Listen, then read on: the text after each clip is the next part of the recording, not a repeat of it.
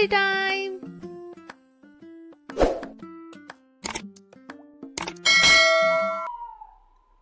एक झोपड़ी के बाहर बाप और बेटा मुंह लटकाए चुपचाप बैठे थे और अंदर जवान बेटे की बीवी दर्द से तड़प रही थी। रुक रुक कर अंदर से ऐसी दिल दहलाने वाली आवाज आती कि दोनों कलेजा थाम लेते।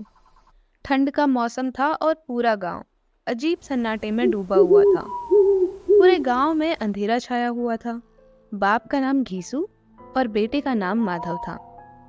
घीसू ने चुप्पी तोड़ते हुए कहा, लगता है बचेगी नहीं, पूरा दिन दौड़ते भागते गुजर गया, ऊपर से पेट से है, जाके देख क्या। उसका बेटा माधव चिढ़ते हुए बोला, मरती है तो मरे, देख के क्या करूं। बड़ा बेदर्द आदमी है तू, साल भर जिसके साथ में रहा आज उसके लिए ऐसा बोल रहा है। अब ये बाप बेटा घीसू और माधव ना पूरे गांव में बदनाम थे। घीसू एक दिन काम करता तो 4 दिन आराम करता और उसका बेटा माधव वो तो इतना कामचोर था कि आधा घंटा काम करता तो फिर घंटों बैठकर चिलम पीता। इसलिए इन दोनों को कहीं मजदूरी भी नहीं मिलती थी। अगर घर में मुट्ठी भर भी अनाज हो तो दोनों कसम खा लेते कि आज काम नहीं करेंगे, और जब पैसे नहीं होते तो दोनों बाप बेटे मारे मारे फिरते। उनका गांव किसानों का गांव था और गांव में काम की कमी नहीं थी, पर काम तो मेहनती आदमी के लिए होता है। गांव वाले इन्हें जब भी बुलाते मजबूरी में ही बुलाते। अजीब सी जिंदगी जी रहे थे दोनों। घर में 2-4 मिट्टी के बर्तन के सिवा कुछ न था। तन ढकने के लिए फटे कपड़े डाल लिया करते थे। सर पर इतना कर्ज था पर कोई चिंता नहीं थी। गालियां खाते, मार भी खाते, पर कोई चिंता नहीं, कोई फर्क ही नहीं पड़ता था। दूसरों के खेत में जा जाकर मटर आलू उखाड़ कर लाया करते थे और उसे ही भून कर खा लेते थे। घीसू ने ऐसा करते करते अपने 60 साल की उम्र निकाल दी। और माधव तो उससे भी 2 कदम आगे ही था। इस वक्त भी दोनों जने आग के आगे बैठकर आलू भून रहे थे। शायद ये भी किसी के खेत से ही लेकर आए थे। घीसू की पत्नी का देहांत हुए एक अरसा बीत चुका था और माधव की शादी को अभी 1 साल ही हुआ था। जब से ये औरत आई थी इस परिवार को ढंग से चलाने लगी थी। कम से कम इन दोनों को तो इंसान कहलाने लायक बना ही दिया था। जब से वो आई थी तब से घीसू और माधव और ज्यादा आराम पसंद करने लगे थे, बल्कि अकड़ने भी लगे थे। कोई इन्हें काम करने बुलाता तो ये उससे 2 गुनी मजदूरी मांगते। अंदर वही औरत जिसने इन्हें जिंदा रखा था आज दर्द से मर रही थी और इनके मन में ये बात चल रही थी कि ये जल्दी मरे और ये दोनों आराम से सो सके। घीसू ने आलू छिलते हुए बोला, जाके देख के आना अंदर हो क्या रहा है। मरेगी चुड़ैल और क्या, माधव बोला। माधव को मन ही मन डर था कि अगर वो झोपड़ी के अंदर गया तो पीछे से उसका पिता उसके हिस्से का आलू खा जाएगा। माधव आगे बोला, मुझे अंदर जाने से डर लग रहा है। घीसू ने कहा, डर कैसा, मेरी औरत जब मर गई थी तो मैं 3 दिन तक उसके पास से हिला नहीं। मैं अंदर जाऊंगा तो मुझसे उसे शर्म आएगी। जिसका कभी मुंह नहीं देखा आज उसे ऐसी हालत में कैसे देखूं। सोचता हूँ अगर उसके बच्चा हुआ तो घर में तो कुछ भी नहीं है, गुड़ तिल वगैरह। अरे सब कुछ आ जाएगा, भगवान दे तो सही। जो लोग आज एक पैसा भी नहीं दे रहे हैं ना, कल खुद घर में बुलाकर पैसे देंगे। जब मेरे लड़का हुआ था तो भगवान ने कैसे न कैसे बेड़ा पार लगाया था ना। दोनों में से कोई भी अंदर नहीं गया।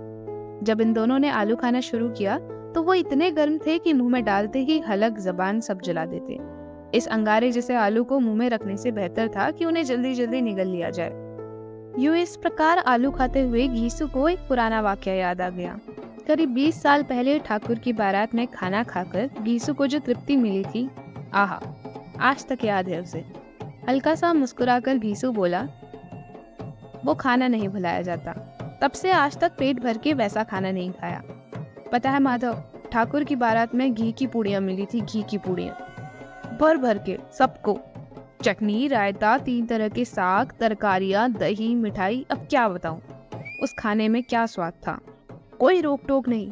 लोगों ने इतना छक्कर खाया कि फिर किसी से पानी तक नहीं पिया गया। वो हमारे पत्तल पर गरम गरम कचौड़ियाँ परोस देते थे। हम हाथों से रोकते, मना करते, पर वो दिए जाते थे। माधव इन सब बातों को ध्यान लगाए सुन रहा था। मन ही मन इन सब चीजों का स्वाद देते हुए वह बोला, अब हमको नहीं खिलाता ना कोई ऐसा खाना। अरे अब कोई क्या खिलाएगा, वो जमाना दूसरा था। अब तो सबके सब बचाने की सोचते हैं, शादी में, क्रियाक्रम में, सब जगह पर। अच्छा तुमने 20 पूरी तो खाई होगी। 20 से ज्यादा खाई थी। अरे मैं तो 50 खा जाता। फिर दोनों ने आलू खत्म करके पानी पिया और आग के सामने सो गए। ऐसा लग रहा था दो बड़े बड़े अजगर सोए पड़े हैं। और अंदर बुधिया अभी तक चिल्ला रही थी।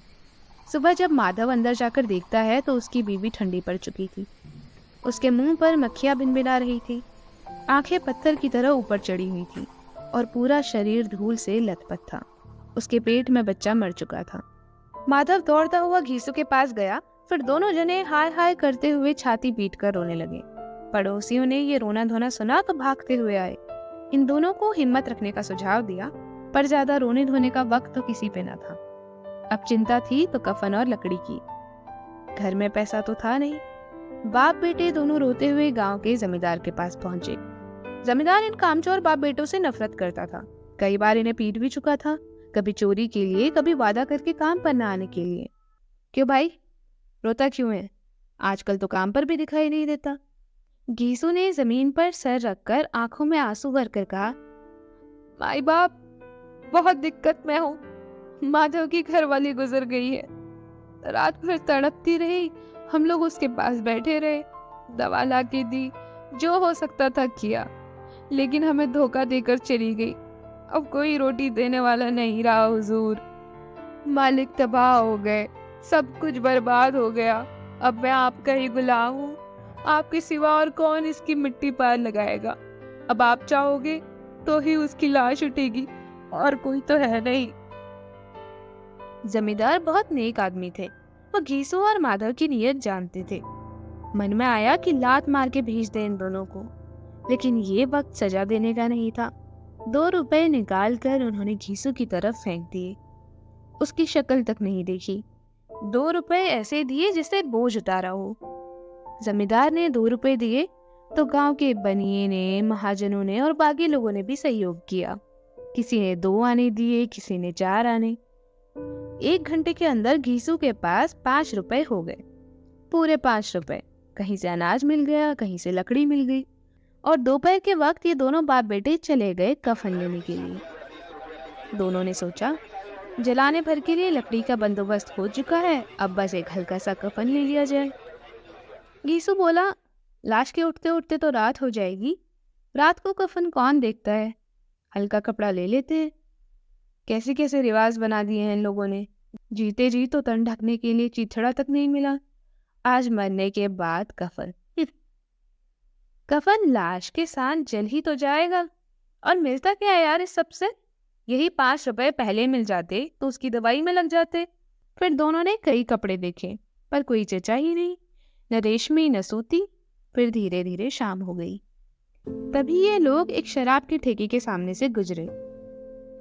घीसू रुक गया और बोला, साहब जी, एक बोतल हमें भी देना। शराब के साथ तली हुई मछली आई और भी चीजें आई, और दोनों जने पीने लगे। कुछ देर बाद शराब दोनों को चढ़ी गई।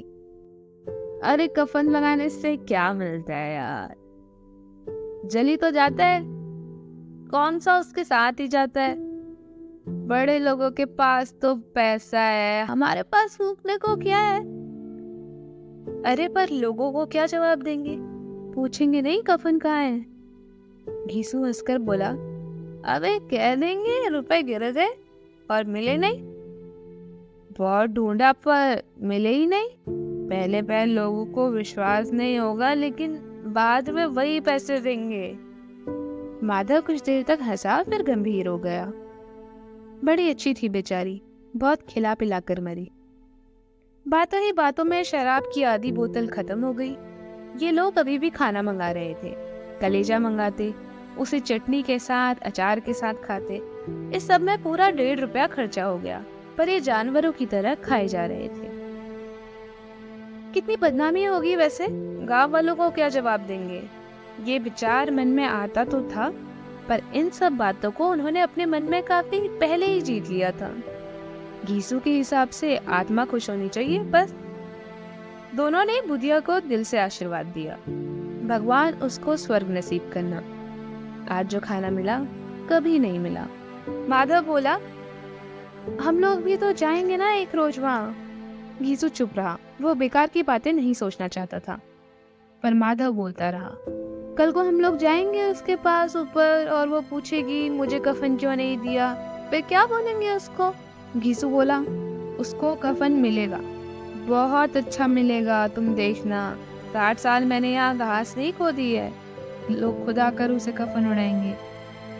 माधव बोला, पर वो जब मुझसे जवाब मांगेगी तो मैं क्या जवाब दूंगा? मांग में सिंदूर तो मैंने डाला था ना। घीसू बोला, अरे कफन मिल जाएगा, तू मानता क्यों नहीं? अरे तुम ही बताओ ना कि देगा कौन? वही लोग देंगे जिन्होंने हमको पैसे दिए। अब की बार देखो हमको पैसे तो नहीं देंगे, खुद ही आकर कफन दे जाएंगे उसको। फिर उन दोनों ने जितना बन पड़ा उतना खाना खाया। कुछ पूड़ियाँ बच गई तो पास पड़े भिखारी को दे दी, जो कब से भूखी आंखों से इन दोनों को निहार रहा था। घीसू बोला, ले ये खाना खा, इसे ले जा और उसे आशीर्वाद दे जिसकी कमाई थी। वो तो मर गई लेकिन तेरा आशीर्वाद उस तक जरूर पहुंचेगा। ऊपर आकाश की तरफ देखकर दोनों बाप बेटे बोले, भगवान विष्णु के पास बैकुंठ में जाएगी। कितने अच्छे कर्म थे उसके।